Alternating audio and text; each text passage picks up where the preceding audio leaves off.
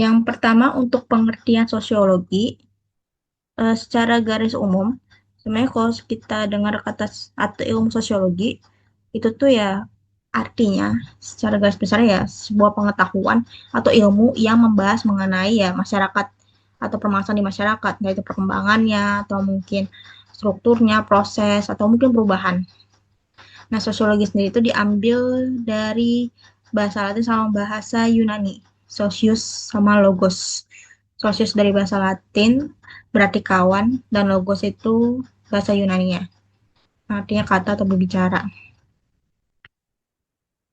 Selain pengertian secara khusus ini, juga ada pengertian secara umum ini ada juga pengertian secara khusus dari beberapa ahli sosiologi. Aku ngambil tiga aja sih. Ada Auguste Comte, ada George Simmel, sama J. Gillin. Jadi untuk Auguste Comte ini itu bisa dibilang sebagai bapak sosiologi ya. Jadi bisa dibilang tuh kayak master atau mungkin orang yang bisa dikatakan kayak semacam pencetusnya, bukan pencetus sih. Kalau seandainya kan ada apa-apa dari ilmu sosiologi, orang tuh pasti ingat, oh ahli yang paling ahlinya tuh ya si George Auguste Comte ini.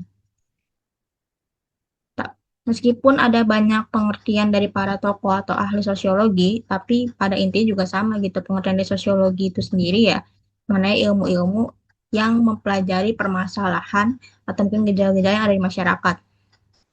Kalau kita perhatiin dari August Comte, sosiologi itu dibilang disiplin ilmu yang bersifat positif, yaitu mempelajari gejala-gejala dalam masyarakat yang didasarkan pada pemikiran yang bersifat rasional dan ilmiah. Jadi yang ngebahas mengenai gejala di masyarakat, tapi ya kita menggunakan logika, terus juga menjelaskan secara ilmiah gitu, kenapa hal tersebut bisa terjadi.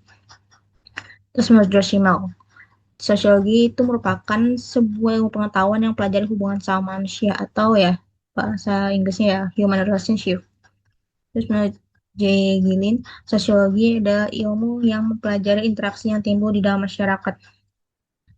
Jadi intinya ya mau dari tokoh manapun, intinya kalau menurut para ahli ya sosiologi ya sebuah ilmu yang pelajari tentang masyarakat gitu. Lanjut. Nah, setelah kita tahu nih mengenai pengertian dari sosiologi, kita belajar juga nih mengenai sejarah munculnya sosiologi itu sendiri. Jadi sosiologi itu lahir di Eropa abad ke-19 yang dimana munculnya ilmu sosiologi itu didasarkan adanya peristiwa-peristiwa besar di Eropa, yaitu ya ada revolusi industri di Inggris dan juga revolusi Prancis. Dimana ketika revolusi industri di Inggris ini terjadi perubahan besaran di masyarakat. Jadi ada yang munculnya pabrik-pabrik, terus juga urbanisasi, dan juga ada yang pengangguran.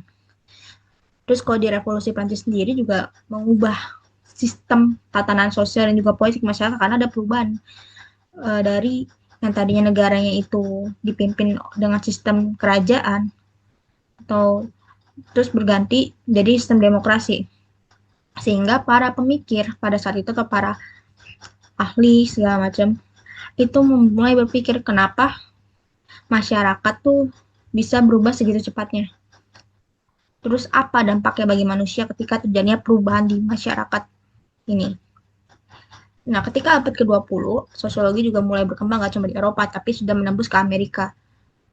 Di mana pada saat itu, para ahli melihat betapa banyaknya perubahan yang terjadi secara cepat di masyarakat pada masa itu, di abad 20. Sehingga sosiologi ini dianggap sebagai ilmu yang relevan untuk membuat kebijakan-kebijakan terhadap publik, itu juga untuk melakukan perencanaan sosial, dan juga untuk pemetaan mengenai ya kondisi di masyarakat itu sendiri, sehingga sosiologi ini berkembang pesat.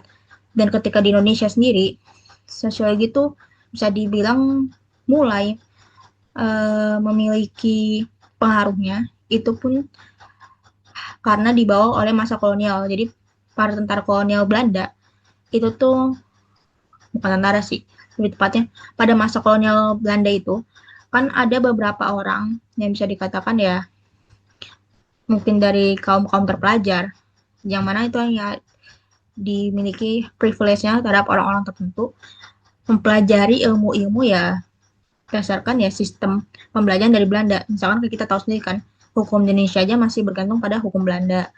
Terus juga beberapa ilmu dari Indonesia sendiri pun ya kebanyakan ilmu pusatnya pun yang dipelajari dari Belanda sebagai sumber pustakanya. Nah, ketika masa kolonial tersebut, mulailah para pemikir atau mahasiswa yang akhirnya bisa menempuh pendidikan di perguruan tinggi, mempelajari nih mengenai ilmu sosiologi ini. Dan akhirnya mulai berkembang lagi setelah kemerdekaan Indonesia, di mana sosiologi ini mulai dipelajari meskipun masih bersifat terbatas, hanya bagi orang-orang yang mampu untuk menempuh pendidikan hingga perguruan tinggi, tapi ya sudah mulai meluas gitu penyebarannya di beberapa perguruan tinggi seperti di UI, terus di UGM, dan juga di UNPAD. Nah, di Indonesia sendiri terkenal tuh Bapak Sosiologi ada Selo Sumarjan. Jadi beliau tuh Bapak Sosiologi Indonesia sama mungkin yang Suryono Sukanto, sedangkan itu Bapak Sosiologi Indonesia, sedangkan selanjutnya juga di Indonesia ada lagi yang memiliki pengaruh besar terhadap ilmu sosiologi itu Selo Sumarjan, di mana beliau tuh banyak melakukan penelitian di masyarakat menggunakan ilmu sosiologi. Jadi banyak riset sosiologi yang dikembangkan oleh Selo Sumarjan. Nah, selanjutnya kita membahas mengenai objek kajian sosiologi. Untuk objek kajian sosiologi sendiri, itu tuh ada dua jenis. Ada objek material dan juga ada objek formal. Objek material itu adalah apa yang dipelajari oleh sosiologi. Jadi kita ngebahas mengenai apa yang terjadi sosiologi itu masyarakat sama kehidupan sosial. Misalkan gimana sih orang hidup dan berkelompok. Terus kenapa nih bisa ada konflik antara dua suku atau mungkin konflik antara dua kelompok. Jadi kita mempelajari mengenai bagaimana atau mungkin apa atau kenapa bisa terjadi dalam suatu gejala atau mungkin peristiwa yang terjadi di masyarakat. Nah, sedangkan objek formal atau objek kajian yang bisa formal di sosiologi itu tuh cara sosiologi dalam memandang atau menganalisis masyarakat, yaitu yang ngeliat dari sisi hubungan sosial, misalkan dalam institusi pernikahan. Kita mungkin sebagai orang biasa melihat pernikahan itu ya fokusnya hanya untuk menyatukan dua orang yang saling mencintai. Sedangkan kalau menurut sosiologi sendiri, mereka tuh memandang suatu pernikahan ya sebagai ya fungsi sosial, hubungan antar keluarga. Jadi ya dilihat nih, dari yang namanya pernikahan itu nanti ya akan jadi berkembang biakan, memiliki anak, nanti dari anak tersebut akan mendapatkan nilai dan juga pembelajaran apa dari keluarganya. Terus bagaimana fungsi keluarganya, apakah mereka menjalankan perannya masing-masing dengan baik, kayak gitu. Jadi bisa dikatakan kalau objek material dalam kajian sosiologi itu ya mereka lebih memandang atau mungkin mempelajari dari apa sih masyarakat dan kehidupan sosialnya. Sedangkan kalau objek formalnya itu lebih ke bagaimana sosiologi itu memandang masyarakat dari sisi hubungan sosialnya, kayak gitu. Perspektif konflik ini itu melihat bagaimana masyarakat itu penuh dengan pertentangan kepentingan. Tapi ya perspektif konflik ini pun juga ada banyak. Jadi ada yang melihat bahwa konflik itu tuh nggak semerta-merta hanya memberikan dampak destruktif. Maksudnya konflik itu nggak cuman memberikan ya dampak yang buruk atau menyebabkan kerusakan, tapi bisa juga konflik ya memberikan dampak konstruktif atau yang membangun. Misalkan dulu pada masa reformasi tahun 98, orang-orang kan melihat ya itu kan konflik besar-besaran yang terjadi di negara, tapi ya dampak positifnya apa ya, akhirnya terjadilah demokrasi yang lebih transparan di Indonesia, terus juga banyak peraturan-peraturan baru atau mungkin dong dari amandemen, sehingga itu kan memberikan dampak positif. Jadi ya perspektif konflik ini ya mungkin melihat pertentangan yang ada di masyarakat, tapi ada juga yang melihat bahwa konflik ini tuh ya memberikan dampak positif lain, yang mungkin seperti tadi memberikan kebijakan-kebijakan baru, atau mungkin juga dengan adanya konflik itu justru bisa membuat solidaritas masyarakat itu semakin kuat. Jadi kalau di sosiologi itu perspektif konflik ada juga yang menyatakan bahwa dengan adanya konflik itu bisa membuat orang-orang tuh semakin solid. Biasanya itu terjadi ketika suatu kelompok itu suatu atau dua kelompok lah memiliki musuh bersama. Itu kan di masyarakat kita antara anggukan sama gelengan maknanya kayak gitu. Tapi coba kalau di India, kalau orang geleng-geleng itu tandanya iya, tapi kalau orang ngangguk-ngangguk itu tandanya tidak. Jadi ya di sini interaksionisme simbolik itu fokusnya pada makna dan simbol interaksi sosial di masyarakat.